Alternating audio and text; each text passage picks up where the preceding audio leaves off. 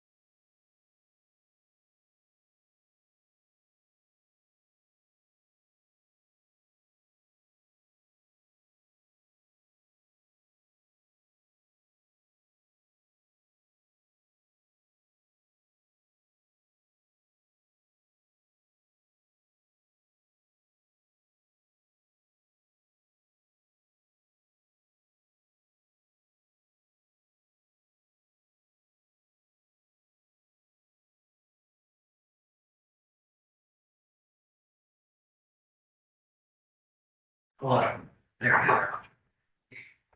Rohit? Probably, yeah. Okay.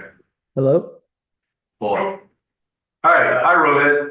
This is the main room here. We're still in the middle of eating, so we will be starting probably in about another 10 minutes or so. Okay.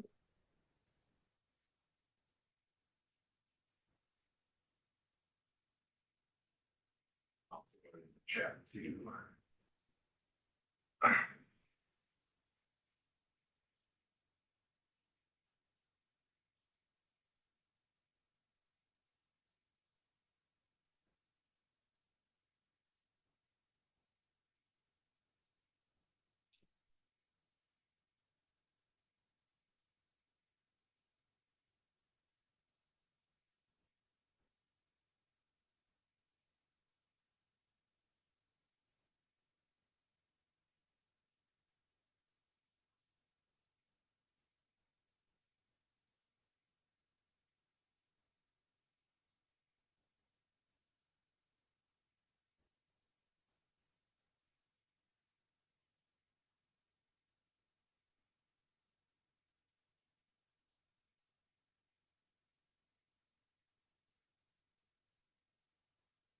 What are you folks making of all those robo-related announcements at Team?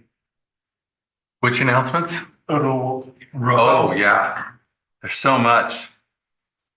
But I mean, I spoke to a bunch of customers, and obviously the feedback was it's not really there when they actually try it in the field, Oh. in reality. It's me, well, for us, well, I can't speak for everyone else, but it's still not there, but compared to where it was, it is farther. Like when because we started using it day one, when it had out before even it was like, Public. and it was horrible, and now it's good. My biggest beef with it is, and I'm gonna get ahead of the thing, is it doesn't have like tools in it like ChatGPT and Claude have, where if you like it uses good LLMs, it can now search, do all these things, but if you want to say like I gave an example. I drove to Team Mhm. from here up and back, and we have a mileage reimbursement policy. Like, take ISIS's mileage reimbursement policy and estimate or no, calculate what my reimbursement should be and put my expense report. You know, and it goes, 7 miles times 72 cents is like, no. And when I did it in Claude and in ChatGPT, and the tools to get all a little, and I mean, I could do it, but like having that be part, and I can do it manually, but if we have a part of a agent, the agent has to have tools to do stuff, right? To like figure out, do math, whatnot like that. So that to me is like a little annoying. They don't have any tooling like that. I'm sure it'll come. Have you played with RoboDev or anything yet? No, I have. Okay. But in the Robo chat, Yeah, because there's like different levels of, there's Yeah. like the inline is kind of, here, right? Yeah. And then chat is kind of like the type, and then RoboDev agents. yeah, like, no, but where you can add the skills and have it do, kind of pre-done with all of that. yeah. You just having to having that be in a thing where it just randomly knows what skill to use, do it. Yeah. But again, overall though, What's the difference between Robo? wait, my favorite thing, the Robo story that I tell people where I knew was getting better. ISIS had a thing where we had different cell phone and phone reimbursement policies. Like this, that changed, whatever, I'll experiment with it. And I didn't know what the hell was the right one. Mm. And I went to Confluence. I'm like, this doesn't sound right. So I asked Robo, what is my company's real reimbursement? And actually found a Slack message from Thad with a real one. Oh. And it found it. And Slack couldn't even find it. Like Slack search sucked. So the fact that using Teamwork Graph found it, I'm like, you know what? This here paid for Wow. Robo. My eyes. That's cool. It saved me some money. There you go. Okay, Yeah. I think Two thoughts. One, garbage in, garbage out. If you're struggling to clean up your custom fields, Rovo is probably not going to help you. Two, you've got to really integrate it. You've got it really works when teamwork graph is in place, the whole thing. That's how it works, right? That's the strength. If you're only doing a third of it, you're not going to get all the results. So it's like when they're talking about teamwork graph, in those keynotes, they're talking about an enterprise with multiple sites across multiple units and everything is connected and the teamwork graph. Because when I use it at work, it's pretty amazing. Because everything we have is connected to it, right? Except for customer data, because I'm in advisory services, blah, blah, blah, right? Right. We don't do that. But outside of customer, I can have a conversation with Rovo, even in Sidecar, right? And say, give it all the context of the customer and have it go search across all of the internal Atlassian stuff, all of the web, and then put together this generally pretty solid plan. Interesting. So yeah, I think it really depends on how you're using it, where you're, I guess where or how.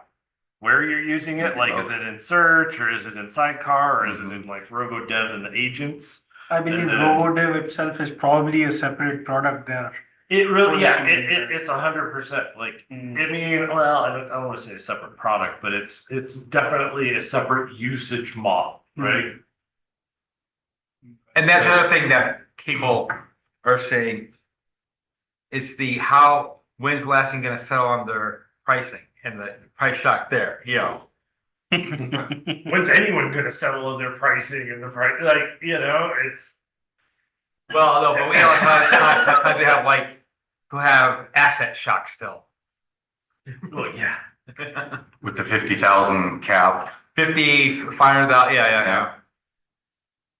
So where do you use RoboDev? Where do you go to? Oh, I haven't access yet because I'm not. Okay. There's a bunch of people on our team that have.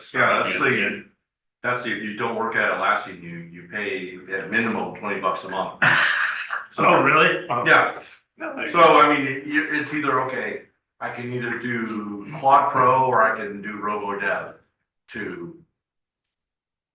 Maybe they're exactly the same, but one is really closer tied to Jira and Confluence, so I could kind of maybe vibe code from work items and you give it associated specs. No, that'd be interesting. That'd be a good blog topic. Wow. Put them in parallel and then write blog. Why? What is that? What? People not do that anymore.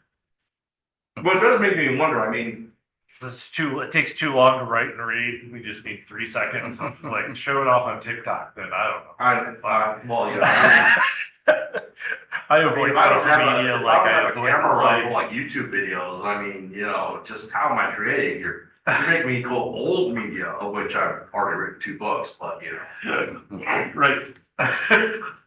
People still read, right? Yeah, summary, sure. What's that? Yeah, summary, sure. Yeah. What's that phrase that saying that's been going around lately? People don't read words, they read pictures, and they look at words.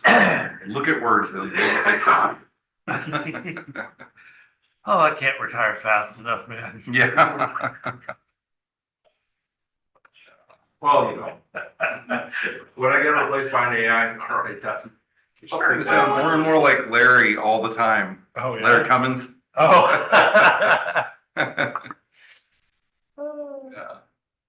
Yeah. I don't see being replaced by AI. I mean, once you know how to use it, it's just another tool. Once you know how to use it, it's never going to hurt you. If you know how to make it help you, it really can't hurt you. It is true. That is true.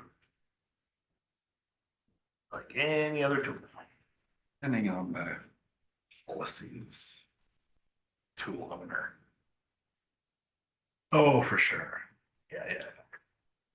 Well, see, my problem is like I'm so obsessive compulsive and like, you know, like dialed in on like customer value that I use it to create this masterpiece document. Like I built, it took an hour just to build the prompt to create the thing, right? Yep. And then I still spend 4 or 6 hours obsessing over the fucking content Yeah. and cross-checking and validating. Yeah.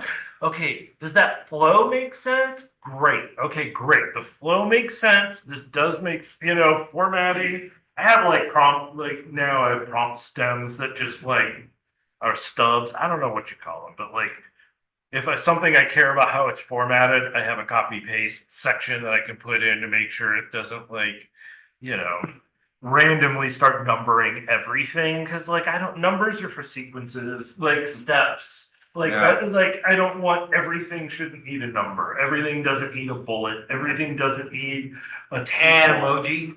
Yeah, exactly. Yeah, right. You know me and I love emojis, right? Yeah. So keep it like I can give it like I can just Yeah. copy and paste a couple sections, and then write my prompt and let it run. Let it run. It's It's a usually good. what I do at the end of the day is like whatever my next biggest thing is, I let it run, and then I come back in the morning and I'm just surprised by like, oh, let's see what you come up with. So I will tell you the first half hour of the slide presentation was Claude. It was like, give me make a synopsis of what happened at Team 26. Oh, Use the company news section of the Atlassian blog right. as your basis, and then afterwards I spent the rest of the time about 3 or 4 hours, kind of playing with the formatting and then adding material that I thought was necessary as well. So I mean, I like it. Most of the time when I'm using AI, it's usually just to get me a start, Yeah. and then I can kind of Oh, for sure. okay. So it's really good for that. I find that like, I mean, I've tried all kinds of different ways, but like, I think I've done it for so long, most of this for so long now. Like, I know like where good resources live. So it's like I'll prime it with 3 or 4 resources, and then it just it dramatically increases the fidelity of the answer I get at the end. So it's just little things, of like, this is how I like my documents formatted. So it looks like a Kevin document and not like a Robo document. This is how I like things to flow. So it's a Kevin document, right? Like Yep. it's and then it becomes like your little side button, right? Your sidecar as your little Your junior my research my assistant. P40. Yes, my junior assistant. It's one of the things. So, Robo, I believe, was announced last team event, and we had a booth. Yep. And the booth was exactly outside of the main stage. As soon as you come out, you had our booth. So we had a number of people coming in and asking. So I'm going to talk about an app that we have called Automated Release Notes and Reports for Jira. And we had a number of people coming in and asking, hey, now Robo is there. Do we still need an app like yours? So that was kind of a revelation. Think about it. Just at a very high level, the answer is yes. Or you need to go and you need to sit down and you need to get all of the relevant stakeholders in the room and come to a consensus on what does this look like for us as an organization. So when you're done with all of those conversations, all of that documentation and sussing and getting it right, getting consensus, and then you go and put it in the tool so that it all just happens, so that Robo can find it and build this for you. 100%, you can get rid of your app. So call me in 18 months and we'll tell you how to migrate. I mean, realistically, think about it. That's the answer to the question. Because when you go back, yes, absolutely, you can get rid of our app 100%. But here's the body of work that you're going to have to do to actually make it a comparable solution. But then you're still gonna have to support that from. That wasn't part of the. You want replacing the functionality. We're not talking about that. Come on. That's what we do when they're done. Like when they go, okay, we're going to do this. Okay, so now make sure we add in the budget and resourcing for support and maintenance, evolving over time. Okay, right? Nobody wants to think it through from beginning Exactly. to end. That And is the think problem. about it from a solution perspective. Don't think about it from bits and bytes or I can answer this question or any of that crap because none of that adds value to what people are doing on a daily basis. With your app, they can push a button and a thing happens. To get that equivalent solution, ... And not only that, one of the challenges that I have come across is you'll never get the same answer twice. Nope. Now, when it comes to reporting, you can't really rely on something that's always going to give you different answers. Yeah. Right? That's one of the And things that I've again, seen. And it always goes back speaks to the- authoritatively. Like, this is the answer. Until you challenge it. Yes. As I look Oh, you're at it- right. Back to You're the- right. Hold on a second. Like I had one today. I had Robo make some slides out of some documentation that, and everything was fine. The source material was fine. And it's like, one of the slides was like, these 5 items make up this thing. And then it listed 3 things. And I'm all, what the hell? But straight up, Robo, slide 5. You said there are 5 things. You list 3. Yeah. What were the other 2, dude? What are you thinking? So true. Yeah, or you have it create an image for you and it's like all misspelled or like, text But in the the image. same thing happens when I do ChatGPT, and it's just Yeah. like, what? Yeah. Yeah, Where did the exactly. pickle come from, or what? Like some random thing. All right. Shall we get the show on the road? Do it. Let's do it. Road the show. All right, so I guess I'm gonna speak authoritatively, unless Josh wants to. I do not. Okay, I don't know anything. Josh doesn't want to do that. All right. Good evening, everybody, or in Rohit's case, maybe good morning. I don't know exactly where you're coming in from, Rohit. My name is Bob Lynn. I am one of the co-leads of the Phoenix Atlassian Community Events. Phoenix chapter, whatever. We have some other co-leads there. To my left is Rodney West, and there's one more person here. See if there's somebody else here. Okay. Okay. And then over across the table is another co-lead, Josh Costello. I figure we're kind of a small enough group that I don't know if everybody knows everybody, so I don't know if everybody wants to do introductions or just say skip it. No, you're saying do it. yes. Sure. Could do introductions. All right. Why don't we start first on this side, and we're going to start with Anand Inamdar. I hope I got that. He is actually our guest speaker for tonight. He is CEO of Amoeboids, and he's kind of on this. You're on the tour of the Americas, aren't you? Yes. Nice indeed. He was at Team last week, and he's like, I'm in the area, so to speak, and you're actually flying to San Francisco. And then to East Coast. And then to the East Coast. So you're staying in the U.S. for a while. So he wanted to jump in there, and it's like, it's really close after team. We might as well do a Team 26 recap while we're at it. So Namdar's going to speak about that, but then he's going to speak on his own topic a little bit afterwards. So basically that means I got to keep the recap really, really brief, don't I? All right. So Mr. Birch. Any introductions you'd like to Just make? Mike March, been here for what can I say? That's it. Okay. I don't know if I need any introduction. I'm gonna assume not. You gotta pass on to Rodney. So, Bob already introduced me. I'm the team lead for the technical solution architects at ISO's technology. One of the Phoenix co-leads. Yeah, been doing the Atlassian stuff for a while. Regular tech stuff a lot longer.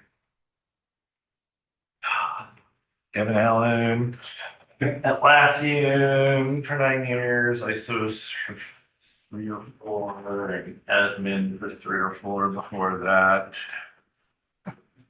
Yeah, Trevin Householder. It was actually Kevin leaving ISOs that created the opportunity for me to come to ISOs. So thank you very much. God. It Kevin. was an upgrade, man. And we Oh. thank you, Kevin. Yeah. So- Boo, Kevin, boo! Whenever you're ready, we can. I'll move on to Atlassian. So Kevin says he's been at Atlassian 9 years. That means I've been at ISOs for 9 years. Yeah, So, there you go. yeah. So I'm team lead for the functional consultants team. So I'm Josh. Been in the Atlassian stuff for 15 years and co-lead with Rob, and I lead the system of work practice for the US for Centify. Atlassian. And I'm Philip, working with Atlassian for 10 years or so, and I'm just the accidental admin of everything in the company, so. It usually starts, yeah.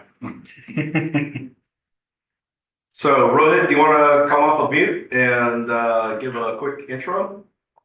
Sure. I'm Rohit. I'm in the East Coast. I work for a company called Interactive Brokers. I'm the Jira / Atlassian admin.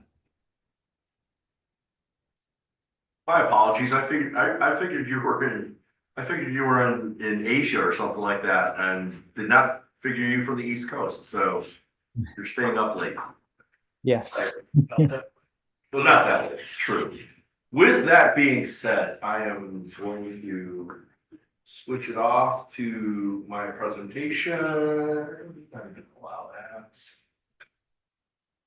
I'm going to share that. Okay. There we go. Can you see that, Rohit? Oops. Yep, I can see it. Okay. So, what we're going to talk about is what happened at Atlassian's Team 26 conference. Felt like a concert. Breather. I know my voice is shot just like right after a concert. That was May 5th through 7th. It was in Anaheim. Last time it will be in Anaheim for a short while. They've already announced that Team 26 Europe is going to be instead of Barcelona, it's going to be in Amsterdam. And then next year, Team 27 will be in San Francisco. So a little bit further up the PCH. So we're going to talk about everything that dropped, context superpowers and new vision of how teams work. All right, so here's the short presentation of everything non-AI related, non-Robo related that happened at Team. And we're done. Yeah. No, really, the front and center focus of Team 26 was definitely AI, and Mike Cannon-Brooks, MCV, was saying that we're now at the AI native organization. We're not just bolting AI on top of what you have now. We're actually kind of combining human assets and AI agents into kind of a new type of org. So Kevin's shaking, nodding knowingly or something like that. So okay. Oh, okay. A couple of statistics I grabbed from the blog article that I think it was also in his keynote address. 7 times increase in agentic automations in just 6 months.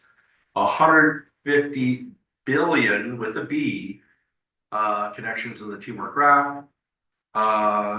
14 million robo-assisted actions last month alone. And what's really shaping up, kind of the big impetus in the keynote address on Wednesday's address, I'm actually surprised it stayed on mostly one topic, was the teamwork graph. It was almost all about the teamwork graph. That's what I was saying earlier before we started. I mean, That is the magic. It's the connection. it was, so I've It's always, not just about data. It's data, people, and context. and that was the big word. That was the big word. Right? Was context. Yep. You know, they talked about you need context, you needed the intelligence to get the outcomes that you want. Yep. I used to have to do, like I told you, this preload, and my prompts would have, here's my role, here's my team, here are my clients, right? I don't have to do that anymore. Because now it's able to see all that because it's connected. Okay. And so That totally changes everything. yeah, they've been talking about the teamwork graph in the past 2 years, I think. I mean, Yeah, it's like a 2-year-old, like I think concept, at least proto concept, right? I've always associated with it's part of that infrastructure. It's glue. Right. It's really glue, right? It's not a product. No. Right. Yeah. It didn't become a It's product. not like you can come and say you want to subscribe to the teamwork. Right. And it was part of that secret sauce where, as you were talking about, without that context, you're more likely to have those hallucinations. Yep. You're more likely to be increasing your token spend. Right. Because you're going to be looking at stuff that you don't need to look at. Exactly. You're processing more information than you need to. Right. Now, it's not so secret anymore because they opened it up. And they opened it up in 2 ways. The first is you can access the teamwork graph through the Rovo MCP server. So you can connect up to the Rovo MCP server and then be able to access the teamwork graph. But that's not the only way. They also released out into beta a teamwork graph CLI, command line interface. Now you can download that CLI and then be able to invoke it with Claude or with ChatGPT or anything, and be able to access the teamwork graph. And they did the distribution on a site, teamworkgraph.com. You can go in there, you can download the teamwork graph CLI. You can also see instructions about how to connect up to the Rovo MCP server. So now it's not just connecting to Rovo, it can connect up to anything. Claude, ChatGPT, Gemini, Grok maybe. So now, needless to say, there were a lot of other capabilities in Rovo that were released. They talked about Rovo Studio, kind of giving anybody, not just devs, the ability to build out your agents and automations from kind of a central unified hub. And some people have actually started trying it, and they can get something up and running. And I'm not saying it's the golden age of vibe coding yet, but these people who do not have a lot of coding experience, or maybe somebody like me whose coding experience went like 10 years ago, might find myself back into the game. The first workshop actually was 2.5 hours, and they actually you built 2 Forge apps, one vibe coding and one like no code in Rovo Studio. Wow! So it was fantastic. I got my money's worth from that class. Yeah. So, one more. So, within RoboChat, you can specify a new reasoning mode, a new deep reasoning mode called Max. This helps out with you know, March tried like the simple chat, and his results were a little less than. No, that was Max. Oh, that was Max. Yeah. You were trying Max, and Yeah, I will put Max. No, I tried all of them. I tried thinking because it's all yeah. oh, okay. Yeah, it just doesn't have tools yet. That's all. Okay. It just estimated it. So, Sorry. Keep no, going. no, I'm good because I have to give this presentation again. Some people found out I actually have a presentation on tap. And I gotta give this presentation next week. I know. It's like first world problems, isn't it? First world ace problems. Now, this was actually announced before Team 26, and that is Remix with Rovo, which basically allows you to take your Confluence pages and throw analytics to it so that it can be presented in different formats. So if you need graphs, you need chats, you know, you can prompt it through Rovo to do the remix. Now the last one, they spent a decent amount. Sharif Mansar, who's the head of AI at Atlassian, he spent a good amount of time talking about during the keynote, and that was code intelligence. Right now, that's in early access. Think of That was me. that was neat, wasn't it? Think of code intelligence as code search on steroids, and not even like a grok. It's you're not doing a text-based search. You're doing a context-aware based search on codes and things like that. During the demo, it was Sharif was kind of poking a little fun at Mike Cannon-Brooks by doing a code intelligence search on all of the code that had to-do comments Yeah. that from Mike. They were assigned to him. Yeah. Yeah. From what, 20 years ago or Like whatever. 20 years ago, Yeah. the stuff that had not gotten resolved. And so with the context, it found the Jira tickets, or were they even issues back then? They were certainly weren't work items associated with those comments and what the status is of those issues. So it was really, really entertaining to watch.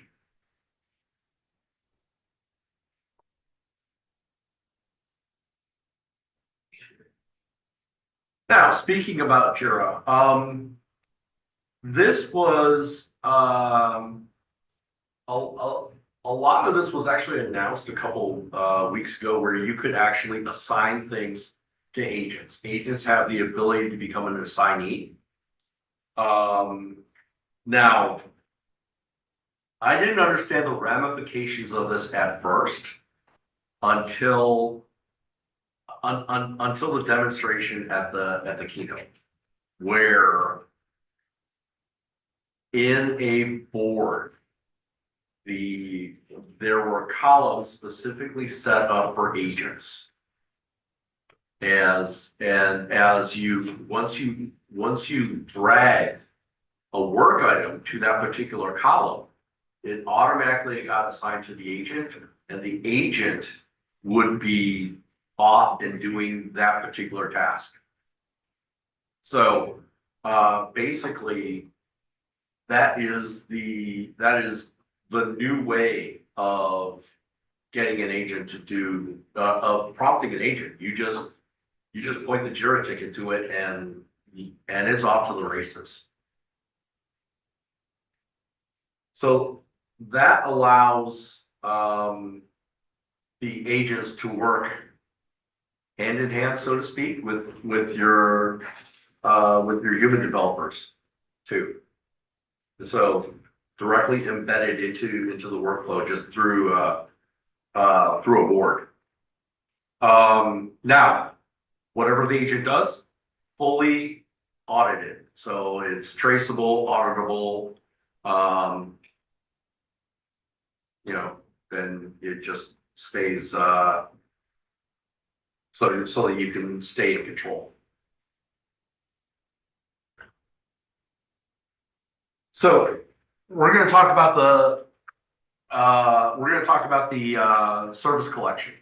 All right, basically JSM assets, the customer service management app as well. There are some enhancements through Rovo for the apps in this collection. First one is an incident command center. So it's basically looking at the trends. It's collecting up on the trends. This is a little bit of I guess the promise. 5 years ago, this was AI ops. Yeah, 5 years ago, this was lumped into AI. The ICC, pulling it all together. Yeah, it was like AI ops. It'd be like, okay, we've got all this, we're doing all this monitoring. We've got. Hey, look what I found. This is crazy. Oh, Yeah. wow, you're right. Bam. Yeah.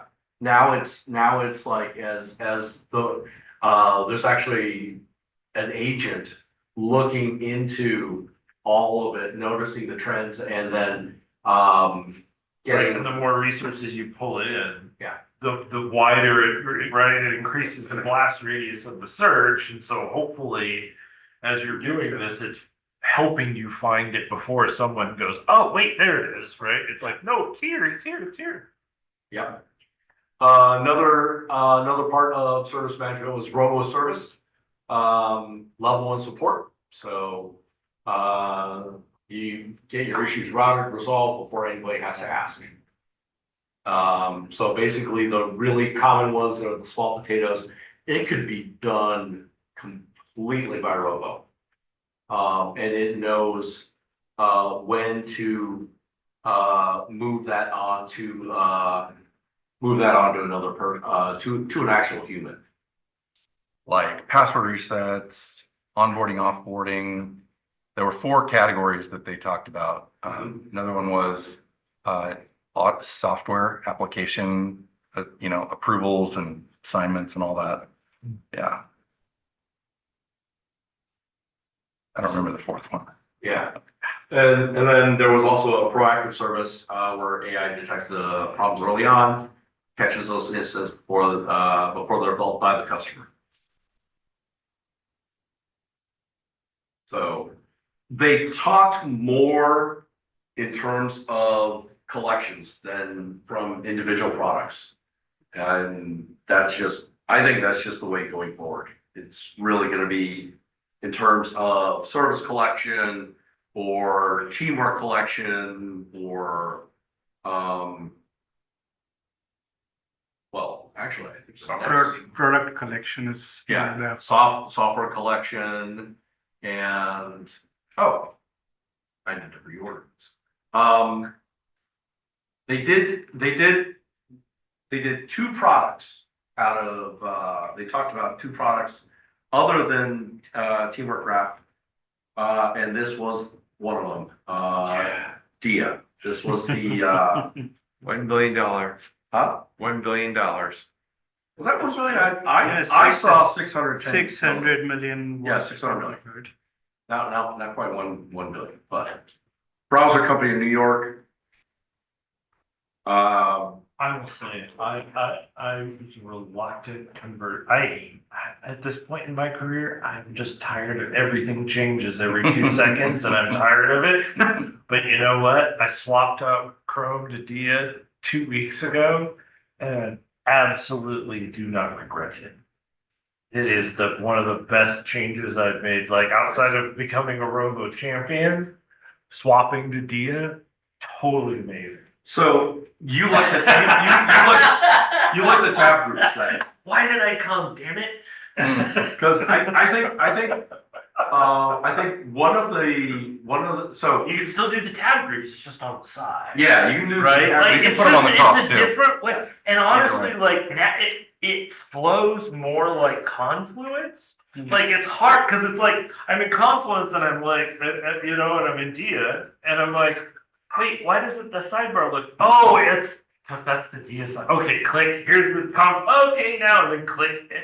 It works if you're used to the Atlassian stuff. It really does work the way Atlassian tools work from that perspective, and it's been amazing for me. Is it 10x over Chrome. Is it Chromium under the hood? Yes. Yes, yeah, it's Chromium under the hood. It's Chromium under the hood. Yeah, and like it's been its own product before they bought it. People loved it, so it's not like it's like from scratch. You know. Right. In fact, they had two browsers, I believe. Right. One of them First was Arc, Right. and then Dia was just coming on before Atlassian bought the company. Oh, it's good. Yeah. And the daily briefing, like, again, right? Like Yeah, that was having that, really like, cool. can't wait till that's fully integrated Yeah. into the teamwork graph. Because even now, like, you make connections because it knows that you're in Google Mail, it knows your calendar, it knows Confluence, right? The more you're doing with it, it learns. But then, like, once it's really in the graph, I have a feeling it's going to be amazing. Like, it's going to be, there's home, there's all these constructs, like in every Confluence, there's a place you can go to see, like, all of your tasks and stuff, right? Now we have home where everything can kind of aggregate there. I totally see this becoming like a more dynamic version of Atlassian Home and bringing everything to you instead of you going everywhere. Like, that's always been my thing. It's like, why do I go anywhere? Oh, go click on this link and go here. I'm sitting at my desk. Bring me the information, right? Like, that's really what's happening. Why do we look? If we're talking about it backwards, so we're thinking about it backwards and we're programming it backwards. This is now bringing you the information. Yeah. Right? It sounds small, but it's totally not. It absolutely changes the way the game goes. You're not moving. Why are you going anywhere? I think it's probably one of the better acquisitions that Atlassian has made. Oh, for sure. Like, I will say, this is probably, well, it's definitely my top 5. I would say it's probably my 3rd favorite. Hit chat first. Yeah. You're dead to me. I love Hit chat, by the way. I love it. Paper cut. Three lemon copies. juice. I know, right? Yeah. Read copy in there somewhere. Anyway, sorry. No, by all means. So I think one of the things that before I don't know if there's anything else that needs to be done as far as making it enterprise ready, because I'm sure the security people are going to have questions about security. Like, That's a big deal. yeah, I don't know if my daytime employer is willing to have me, install Dia on my work laptop, although I could see the benefits. I tried installing it on this old machine. One thing I found out on Macs, Dia requires Apple Silicon. It does not. It Work on will Intel. not load up on Intel. Oh, interesting. To be fair, Apple almost requires. I was going to Well, say, I was gonna say. yeah, pretty much almost Intel hardware is almost in life. That's what's kind of pushing me to start looking at the Apple Store a little more longingly. $5.99, the Neo solved most of your. Yeah. Yeah.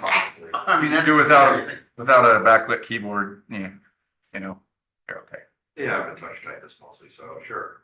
Yeah, but I think in terms of security, there are still some challenges, I believe, because we have been developing a couple of agents on Rovo, and I've managed to make it work like ChatGPT, where it's giving you answers that have nothing to do with Atlassian stuff.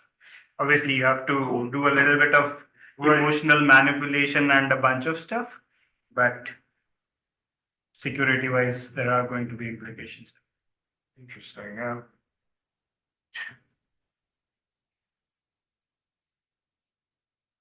So,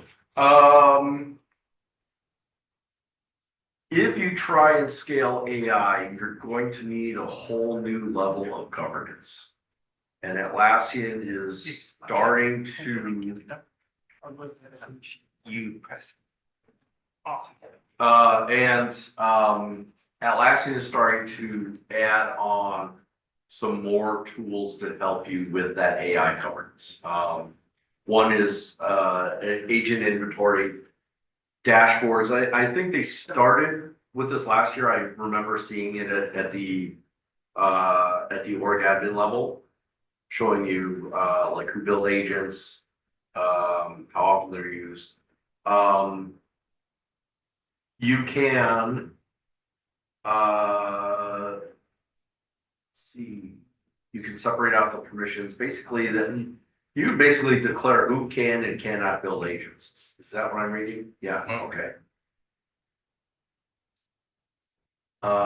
You can look at additional dashboards, audit logs for tracking the adoption, as well as credit usage. This is going to be important, especially on RoboDev, because RoboDev is credit based, and they did talk about this. They kind of slipped it as like a press release or like an additional blog article. They're changing the pricing model. They're introducing that flex. But it was kind of like a pricing model, which is I probably not my a brain probably seat-based, shut but off it's at that more- point, because when they talk about prices, I just no. We have Well- for that. I don't know. I think Well, it's more. I think it allows Atlassian to start looking at consumption versus just flat out seat licenses. oh, okay. So it's That kind would of- make sense, and that's Yeah. consistent. So Yeah. So that's I mean it wasn't spoken out loud during the conference, but I did see like the blog article that was released the next day and was taken out by like one of the industry press sites, things like that. And that might have been like a little bit why the stock price bumped up a bit. So and then some additional data governance controls, third-party data ingestion, data residency settings, and then LLM selection.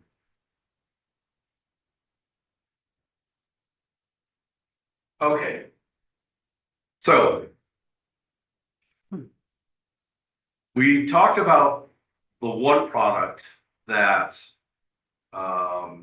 was announced during keynote. I'm going to tell you the second product that got announced during keynote, and it is part of the brand new product collection. So, so if you're doing not project management, product management. If you're doing product management and using Jira Product Discovery, JPD, good old JPD, you are in for a treat because some of the enhancements there include a new product called Feedback.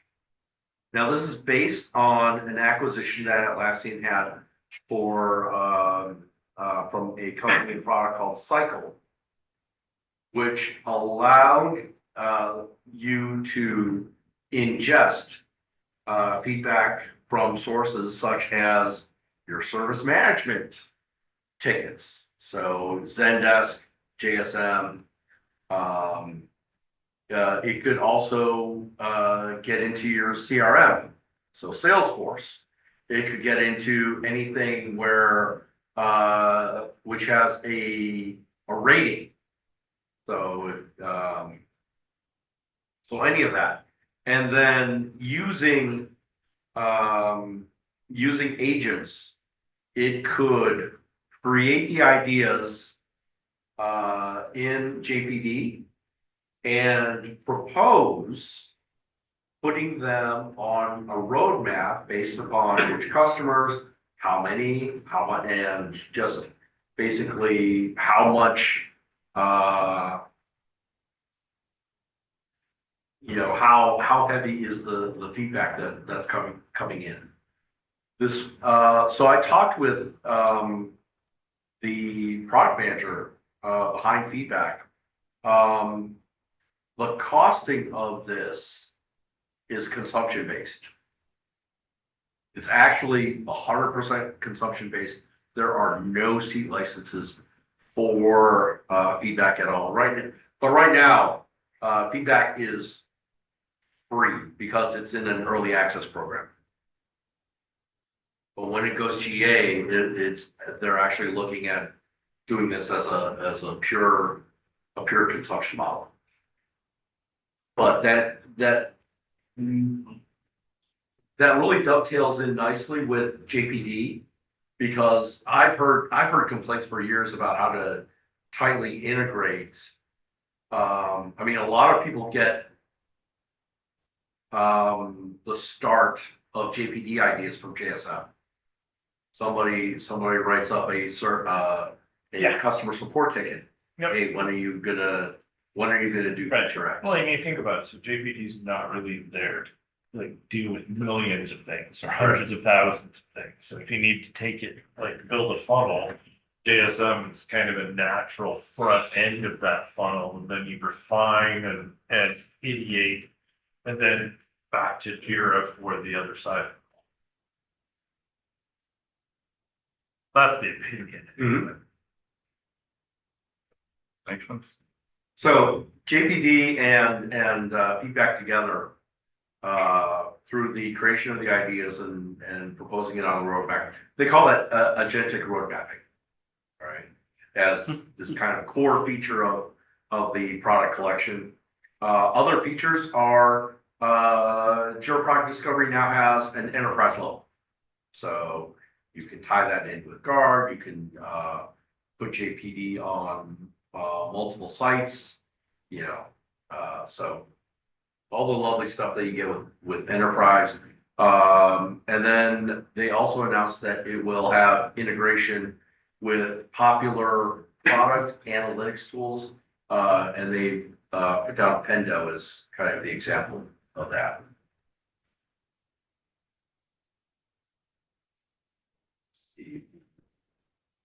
There was a little bit of a talk about strategy collection.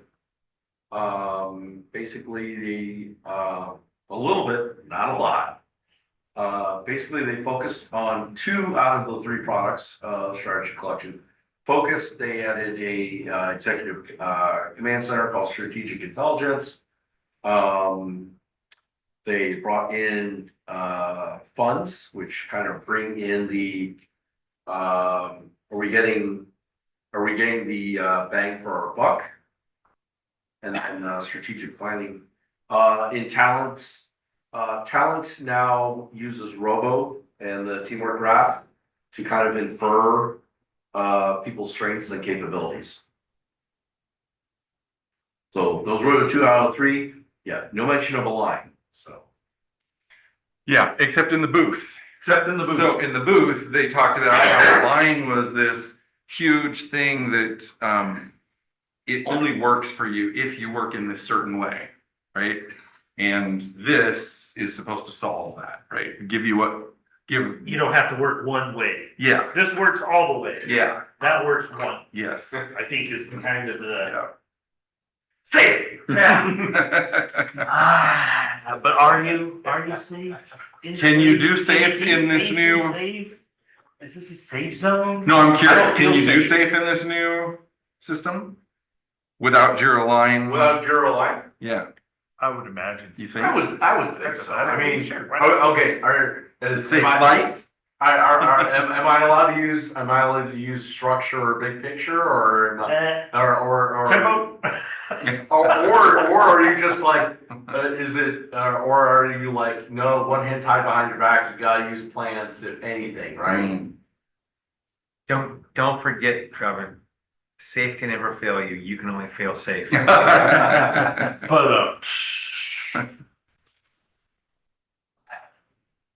Mic drop. yep, literally. All right. So one last thing to talk about was DX. This was an acquisition last year. Before Team, it was actually announced that Compass was getting end of life, was getting into support. They were moving everybody on a DX. That was a Compass user. The other things, and I actually got to talk to. Wait. Wait, What? back up. Compass being end of life? Yes. Yeah. I said that earlier. Yeah. Wait, what? We had this conversation. No. And what's replacing it? DX. Is the same thing basically? Remember we talked about like there's no like so where does the service catalog live? I think that's still undetermined Yeah. because Compass was by and large where dev and ops came together. Yeah. Right? Like it was literally it had this little line. But do you think of it's being functionality, and that's why I brought the DX PMs into our service management committee of excellence meeting and said, where does this go now? What do we do with this? How do we bring what you have developer experience? They're all committed to services. Where do we how? I'm calling from ops. Love to find out where your services live. How does that work? And I think that's not done yet. Yeah. Yeah, because they were talking about this. They were talking about a brand new framework specifically for AI agents. So they're really kind of, DX is short for developer experience. Right. What happens if your developer is not human? Yeah. So they're rolling out some of these they call them tools or enhancements or features for making sure that the experience for agents is an optimal experience, so that you get less hallucinations, less. I need to update my deck now. Thank you. Thanks. Yeah. The first of these is AI Code Insights. Basically tags any AI generated code for attribution. You get AI agent experience insights, basically the equivalent of developer effectiveness in terms of requirements, steering, and scope. That gets mapped into insights of that. And then you have a third measure called AI dollar impact. What are you getting for the tokens you're spending? So some additional things that are part of this framework is a proactive alerting layer called Pulse. And then you can interact with it through DXAI, which is a conversational interface. That is the last slide I had of what I saw at Team. Yeah, mind-blowing experience. My voice is shot. So. Woo, good job, man.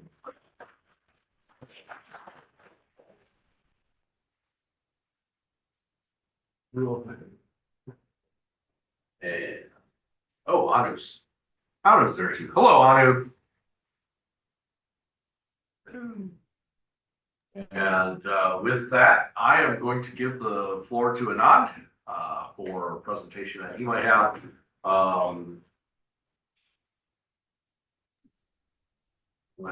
Go ahead, share. Sure. You should be able to share. Thank you so much, Rob. Am I supposed to mute? In here? Probably. The room has mics, so. Okay, I hope people can still hear me. You, what I've noticed being remote is you probably will need to speak up a little. Okay, Yeah. I'll try to be as loud as I can. And I'll start sharing my screen. Now, obviously, one of the things that I wanted to do while coming in here was not really focus as much on the app, but you might have guessed, I'm trying to figure out where does AI fit in with all of these things going back and forth, right? Even Atlassian is doing a bunch of things. Marketplace is changing a lot. Solution partners are also going through a transitioning period and so on. So my goal here is to obviously showcase what the app currently does, but more than that, I want to hear from you folks. Where do you think this is going? Over. Okay.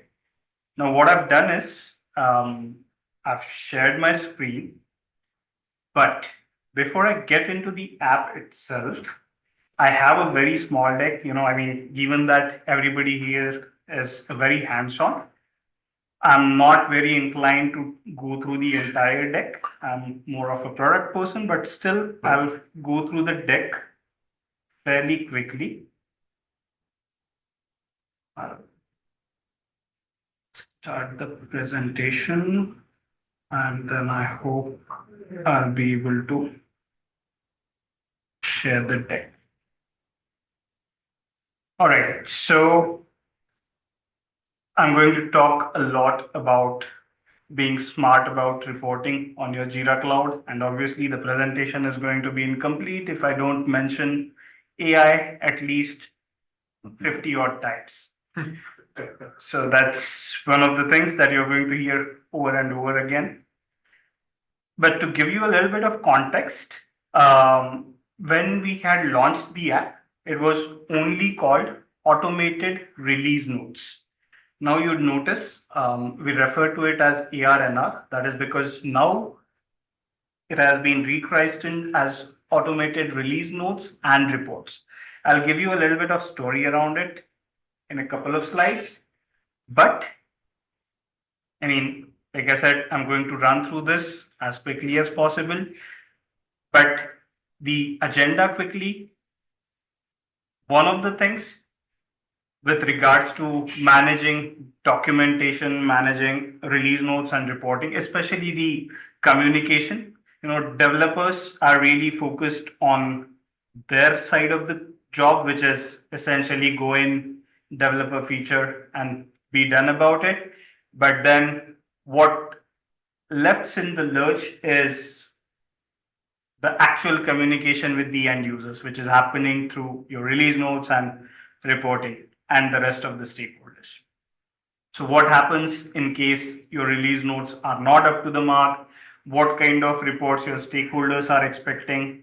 And especially these days, what does it mean to have really AI assisted report generation and release notes generation?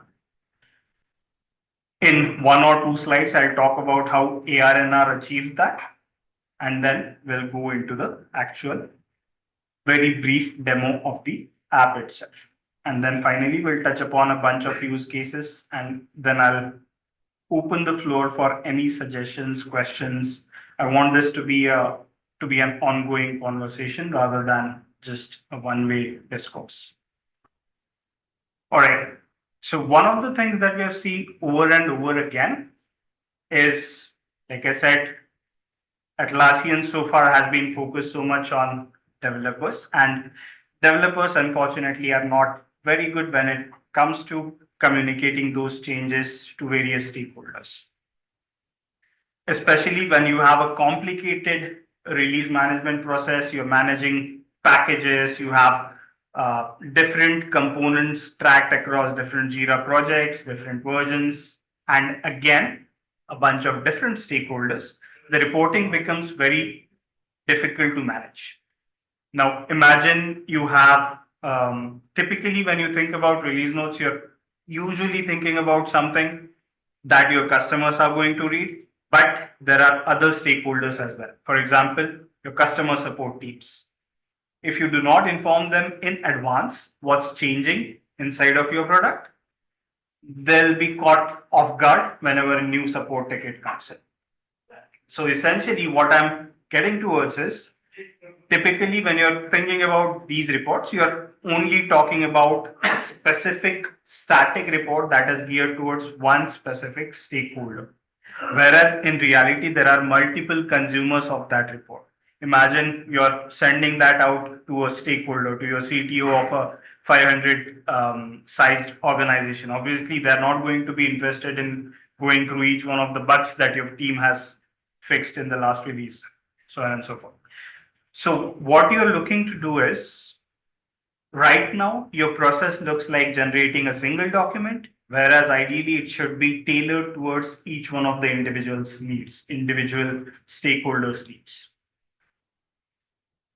So the difficulty really comes into the picture whenever you're talking about compiling that information from within Jira and then formatting it. Right? Some time ago, we were having that conversation, how you want a robo to format a document in a very specific way. That also becomes a challenge. And obviously, if your release reporting becomes an afterthought, it ends up being done inconsistently over and over again. Obvious impact, you end up not informing the actual stakeholders of the updates that you've managed to do. The visibility of the engineering team's effort really takes a hit, and the stakeholders don't really get to see what is changing inside of your products. One of the other angles that I talked about, support team, they don't really understand, or they're not really aware of the changes that are ongoing inside of your products. And your leadership also ends up lacking a clear narrative around where the product is going in the long run. So the way we look at it, we think the smarter reporting, it should be fully automated end to end, not just report generation, but also distribution. So imagine being in a situation, if you're already tracking all of your releases within Jira projects, you just go in, click on a version as released, it ends up creating n number of different documents in different formats for various stakeholders. Maybe an executive summary for your business stakeholders, for your CTO, then customer facing change log update, then maybe a specific update for the marketing team who has been waiting for a bunch of features that the customers have requested, and maybe even the sales team.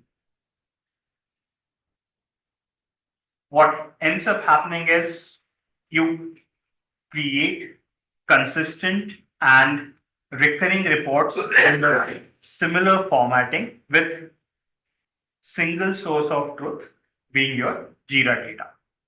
And that is where my point about how do you keep AI from responding to the same query differently comes into the picture. We'll talk about that in a minute. But that's the end goal. Instead of generating reports that are fairly static, smarter reporting would mean you're generating different kinds of documents for different stakeholders based on what they need, and they receive it where they are most comfortable, be it Slack, be it Microsoft Teams, be it an email, be it Confluence, or even Robo. So that's where we think automated release notes and reports really fits into the picture. It'll let you generate reports from Jira issues based on various entities and triggers, versions, sprints. You'll be able to do that across various formats, PDF, Slack, Microsoft Word. We'll talk about that in a moment as well. But now comes the meaty part, which is you can also apply AI on top of the data that is already captured within your Jira issue. So typically, without the AI, you would end up pulling in information from Jira issues.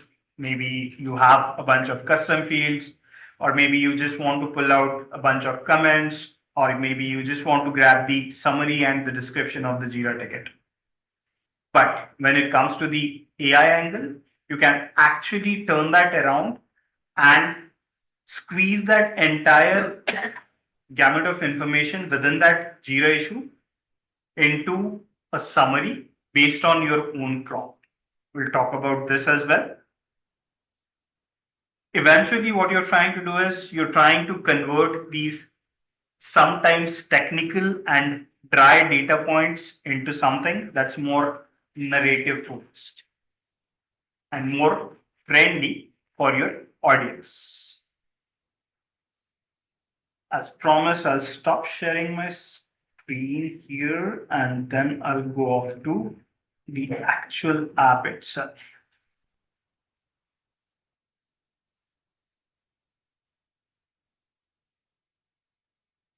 Now, like I said, one of the challenges with respect to the report generation is when you're trying to generate reports across different Jira projects. So we've got a concept called the app is also capable of generating reports across multiple projects. And for that, you've got the cross project, but you're also able to get into your specific project and do the relevant stuff.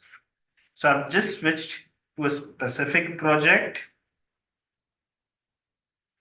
I'll talk about a couple of aspects specifically, templates and rules, because that's where the meat of the app lies.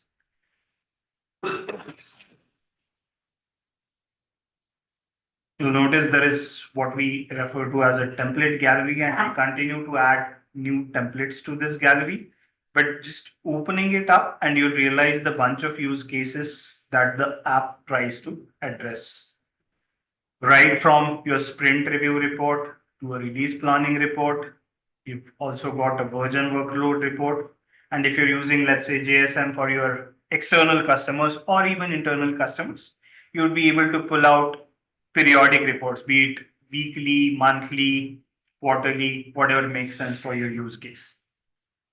Not just that, I'll actually go back and click on create to show you the types of formats that are possible. So you're able to create templates in these many formats: email, PDF, Confluence, Slack, PowerPoint, LinkedIn announcements as well, JSON, Markdown, HTML, Microsoft Word, JSM announcements, and so on. Obviously, the end goal here is to be able to, like the discussion earlier we were having, we want a specific format to be repeated over and over again, which at times could be difficult when you're dealing with something like Rovo or even ChatGPT or even Claude. And they're essentially fairly primitive. Even if you end up giving them certain prompt that's well designed, the PDF or the Microsoft Word document that you would end up downloading, it would be fairly primitive. Now, in this case, what we are doing is I'll actually open up one of the templates that we already have, and that should give you some ideas around what it's capable of doing. So let's open this. I wanted to look at the email template.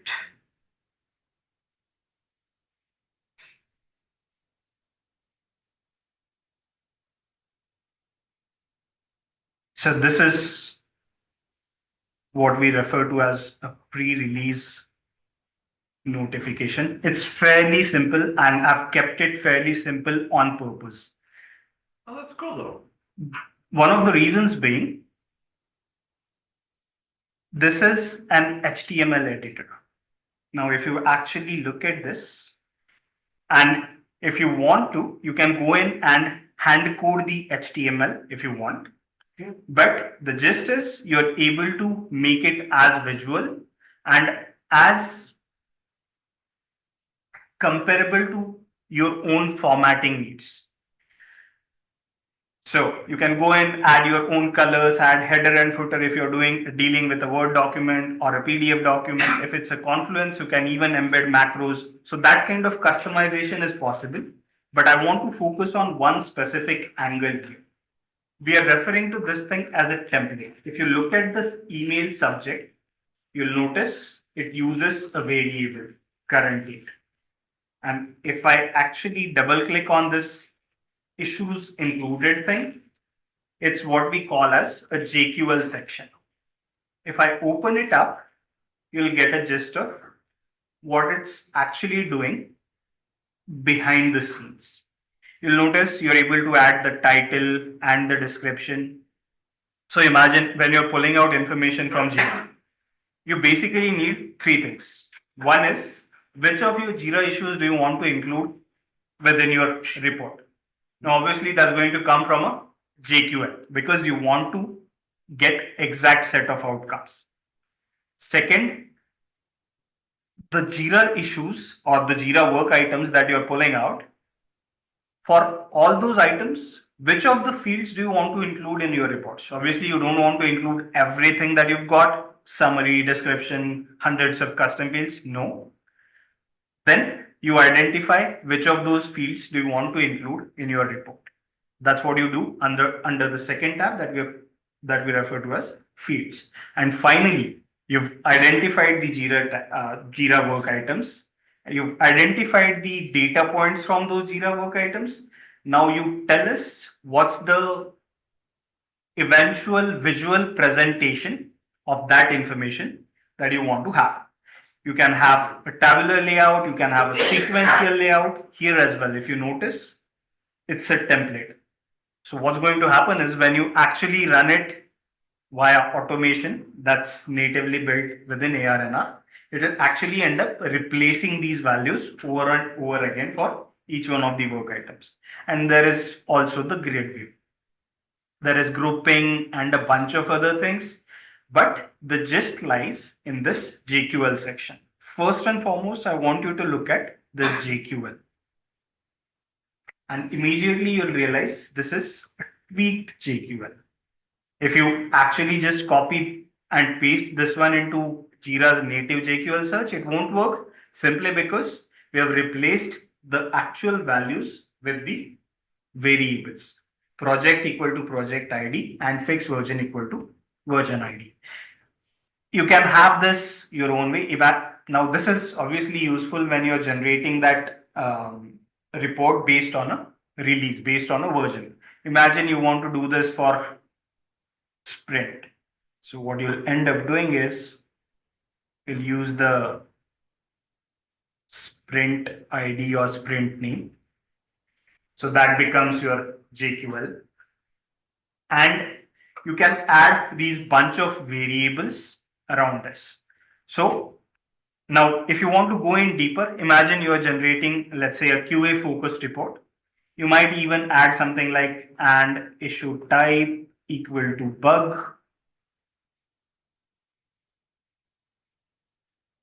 And then it'll be able to pull up that relevant information. Okay. So this is still the template that we are developing. Inside of the fields, depending on who is your target audience, imagine you don't want key to be displayed as a link because you're sending it out externally. They don't have the recipients do not have the access to your Jira issues. So you'd be able to do that additional configuration on each one of the fields, right? So imagine you're doing this within Slack. Obviously, within Slack, the status lozenge wouldn't appear as good as it does within Jira or an email. So you'd switch to the display as text thing. So you're able to customize this based on your own needs to the fullest possible extension. Obviously, some of these things are actually also possible within something like Script Runner. But the thing here is one of the reasons why our customers prefer using this when they want to keep on updating the templates on an ongoing basis, right? So these are templates in a nutshell. So you can add your custom variables. You can even add stats and charts. Similar type of JQL you'll add. And then whether you want to display count or sum, you can even display a bar chart in what's generated. So what you're doing is you're essentially creating that predefined format and the layout within templates. I'll go back to the templates and I'll quickly show you how the template editor varies just a little bit based on the type of format that you're looking at. So for example, if we wanted to look at PDF templates, it will offer a bunch of different configurations that may not be part of your email stuff. So for example, let it load and you'll notice here it has got advanced settings for, in case of PDF, you might want to have a different title page, a different last page, specific configurations for headers and footers, so on and so forth, right? So it will have different variations for PDF. Same goes for Confluence, same goes for Slack, so on and so forth. You get the idea. But now what happens is once you've defined the template, the real automation starts under rules. If I Are you actually gonna have to change that to flows now? I hope not. Yeah. There are a bunch of triggers that are available in here. There is a manual trigger. There is a, let's say you want to create a Confluence page whenever you create a new version inside of a specific Jira project, you have that as a trigger. And there are these bunch of triggers that are available. So I'll quickly show you a rule that already exists on this instance. And it's manual. You'll notice you can trigger it based on when a version is created, when a version is marked as released. In our case, we also have a bunch of customers and ourselves using this concept of pre-release meetings. So before, let's say you have the release in the next 3 days, 3 days before that release, an automated notification goes out to the relevant stakeholders. They get to know, okay, these are the work items that are supposed to be included, but based on the current status, it looks like these are the items that are in to-do status category, so may not be able to be part of the upcoming release, so on and so forth. You can get in a lot deeper. You can add regular expressions based on names of the releases. You can really go deeper in here. You can also have sprint started and sprint completed, but then if you're already using CI/CD tools, going back to the DevOps discussion that we were having, imagine sending out a notification to your QA team whenever a build is deployed on your QA environment. So your QA script, QA deployment script will have a webhook tied into it. Whenever it is run, it will automatically trigger a rule inside of ARNR and the notification goes out to the relevant stakeholders. Now, obviously, so if I look at, let me quickly pull out. Now, based on the type of template that you're using, the configurations will also vary. So for example, in case of this pre-release rule that we have, you'll notice it's creating a Confluence page. It is also sending out an email. It's also sending out a Slack message and so on. I'll first show you the email related configuration. First and foremost, you're able to identify whether you simply, so this is where the template selection comes into the picture. We had developed or designed the template in the other tab. Once it is done, you come in here, you just pick that up once while you're setting up the rule, while you're setting up the automation. On top of that, let's say if you wanted to attach your report in the form of PDF, presentations, Word documents, whatnot, you'd be able to do that as well.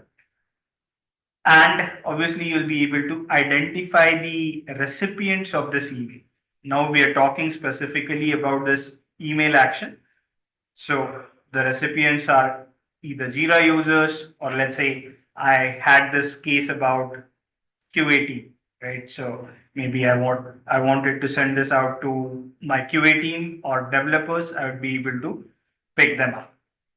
Same goes for Jira groups. You can even pull up issue users. So let's say whoever is watching that issue needs to be notified. You just pick that up, and you Is can. that an and? Like you Yes. can use multiple tabs? That's correct. Okay. That's correct.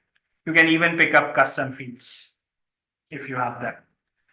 And if you want, if your organization allows that to happen, you'll be able to send that out to external email addresses as well. You specify those email addresses in here.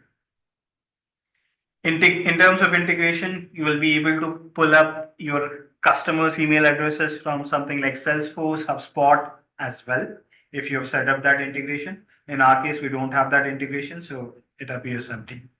So obviously, based on the type of action that you're choosing, the things would vary just a little bit. So in case of Confluence, you'll notice it's asking me on which Confluence instance do I want the page to be created, with space, obviously, and then the template that you're using for the Confluence report that you want generated, where the page should be created. Should it be in a specific space? Should it be a page? Should it be a blog post? We were having that discussion about blog posts, right? Does anybody read blog posts anymore? So in fact, there is this concept of AI. Again, it would be a shame if we not talked about AI. So I've kept that a couple of minutes from here. But the gist is, based on the action that you end up choosing, you'll be able to customize that as needed. So what all you're doing here, you're picking up templates, designing them, and then putting them up in front of the automation rules, so that every time a certain thing happens inside of your project, it gets triggered. And then comes the interesting part, which is AI generator. Now, obviously, one of the things that we are hearing with respect to Rovo is, why not sort of squeeze all of that information, summarize that using Rovo, and put that up in the form of a release note or something like that. Here, the difference really is, how do you configure? In case of Rovo, it's almost like a black box. You can't really control what it's doing under the hood. In this case, we are making it possible for you to change your own prompt. Not just that, you're also able to identify which Jira issue fields would be fed into your AI so that the processing happens. So imagine you have this description field where all of your information is actually fed in by the developers, by the product team, and so on and so forth. That becomes your input. Right now, it's only taking in one field as an input, and the support for the ability to have 3 input parameters fed into the AI is about to come out in the next week. So what you'll be able to do is, let's say, pull in summary description along with the comments on that Jira issue. You add into a prompt that says something like, summarize all of this information because this issue is about to be closed, this work item is about to be closed, and I want this to be documented somewhere so that I can put it in terms of a Confluence doc or whatever. So I would be able to do that. I'll be able to pull in information from multiple custom fields. And then where do I want this information to be stored? Again, one of the challenges with regards to Rovo is the same answer won't be repeated over and over again. But in this case, if you store that information, you would be able to pull that up over and over again. So if you want to store the AI generated output into a Jira field, you will be able to do that. For example, in our case, we have this custom fields where we store these release notes or reports. So let's say description for public release notes and whatnot. So you'll be able to do that. If you don't want to store this information, that's also fine. You'll be able to put that in the form of your issue level entity properties. I'll stick to this part and I'll click on continue. Probably it gets to it, and here as well, it follows the similar logic. Let's say in this case, I want to keep it fairly straightforward, and I'll just pull up one of the releases. Now what I'll do is, it has fetched, let's say, these issues that are in there. Now I can identify for these issues, do I want to generate any kind of AI generated content? I click on those, and based on the prompt that I had fed, it will end up generating that piece of information, summarizing it, rephrasing it based on whatever your prompt had instructed it to do. Right?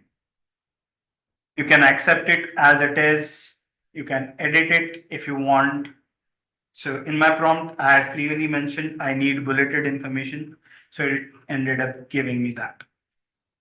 If I continue on this path, what I'll end up doing is I'll save this information into Jira. Now what's happening here is this is manual way of squeezing information through AI, processing it and feeding that back up within Jira. This is helpful when you want to be mindful of what you're doing, because here you get to see the information in the second step. Whatever it is doing, you can go in, modify that. That's about it. Once it is saved into your Jira, you can obviously use that field where that information is being stored in the template so that it pulls that information.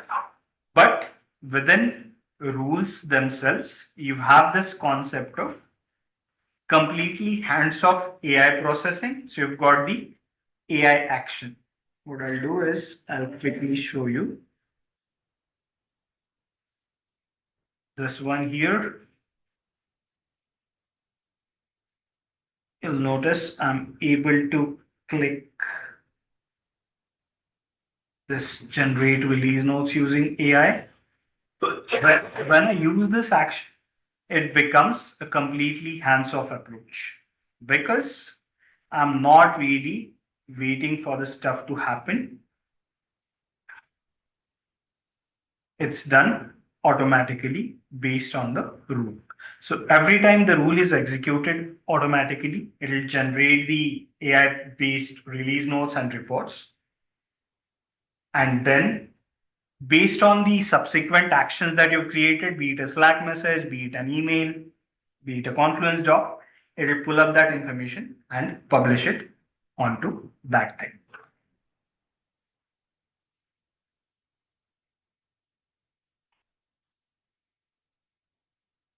So in terms of the core of the app, the templates and the rules, whenever the rules are executed, you get to see the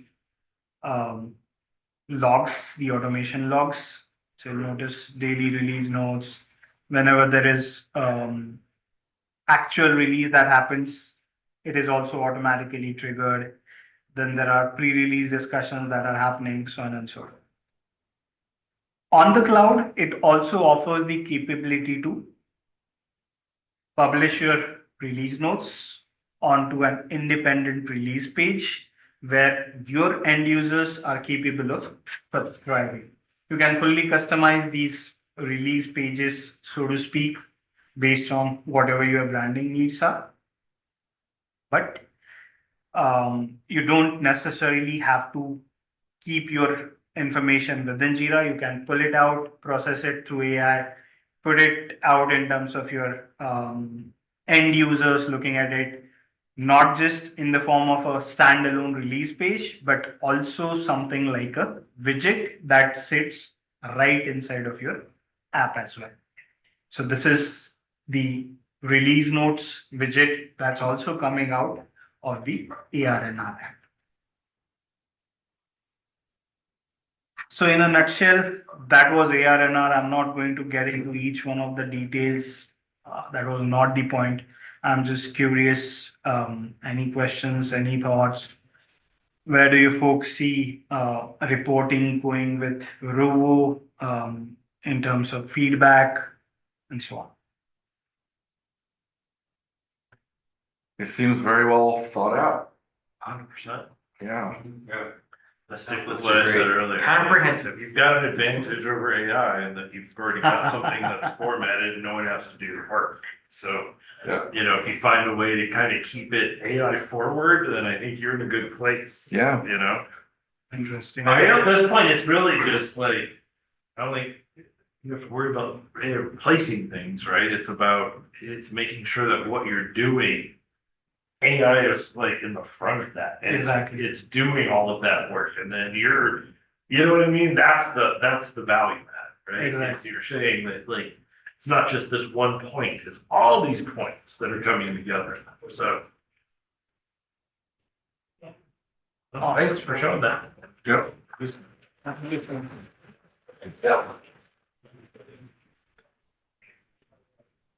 And stop sharing. I think I already stopped sharing. All right. So I think we're basically done with the logistical or the meeting per se. I just have one logistical note. As far as like Phoenix Ace is normally what we do is when the temperature reaches above 100 degrees, we kind of go into hibernation mode. And I thought you were gonna say we go to the lake. Right. I wish. The group itself goes into hibernation mode. We don't have any meetings or gatherings, and I think that's hurting us more than helping us because Consistency. yeah, when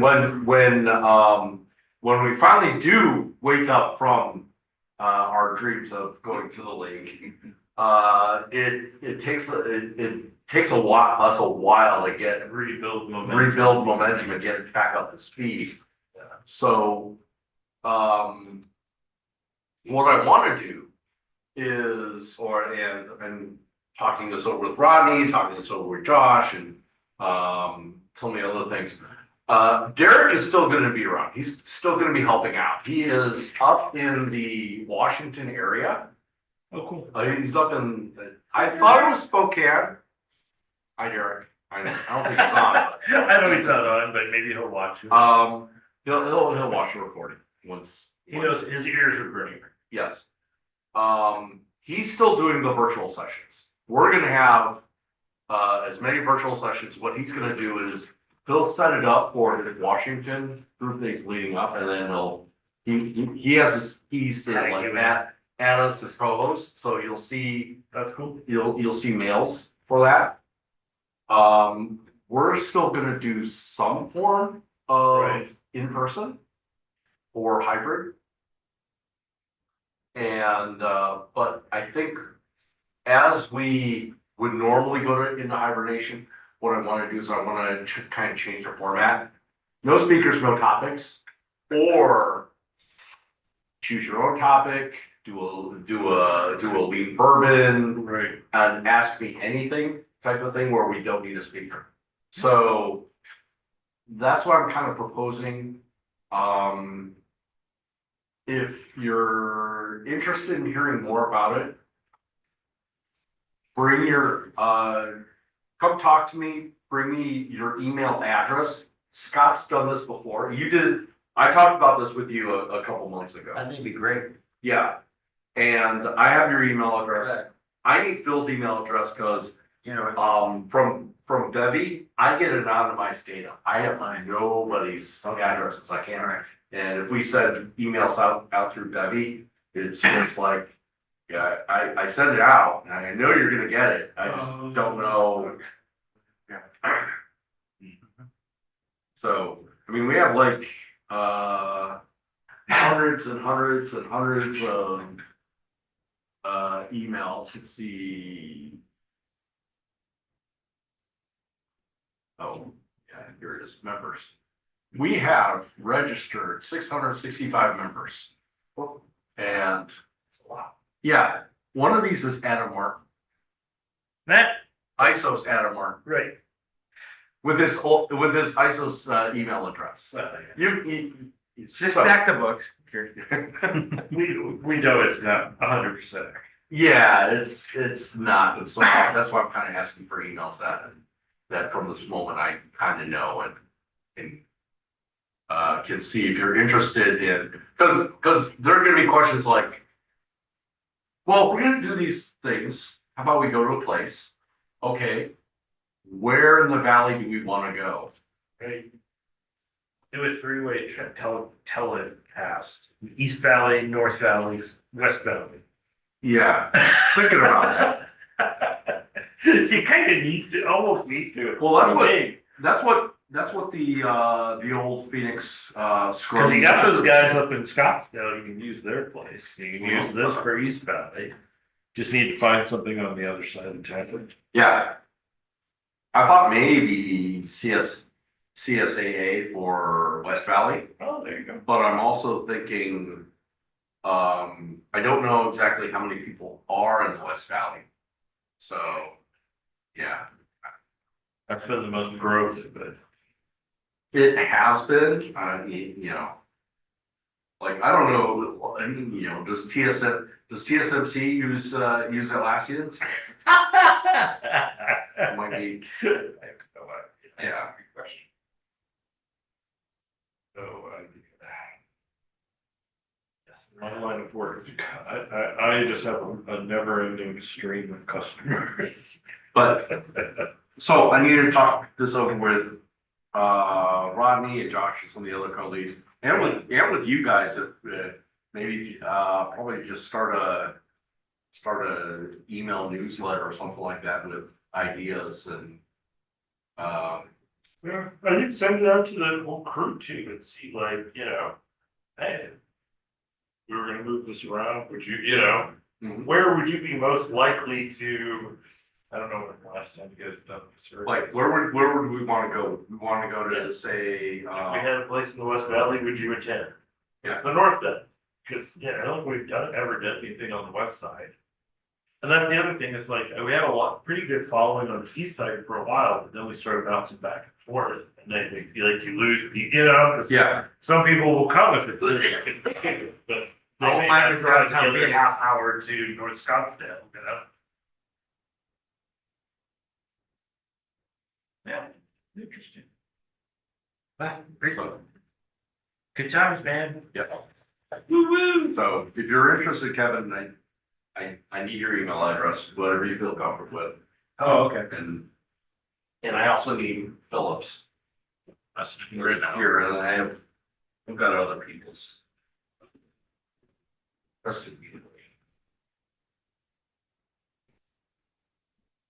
Hey,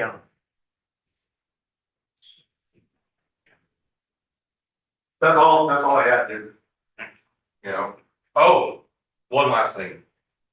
We need a selfie. Oh, thanks, Bill. Yep. I already messaged it to him. How we can do this? Oh, there you go. Basically, let's all see how many people we can fit behind me along. You can get me virtually, I'm right there. Yeah, It's AI. I'm using AI. I'm here and I'm there. In the back. I got everybody. Questions, where are we? We're blocking March, but. Mark, get up here, man. How do you get in here? Part of my places. All right, ready? 1, 2, 3. Awesome. All right, thank you guys. Cool. Now it's reversed. Everybody. Now it's reversed. Yeah, there we go. Commercial. Shut down. Thank you.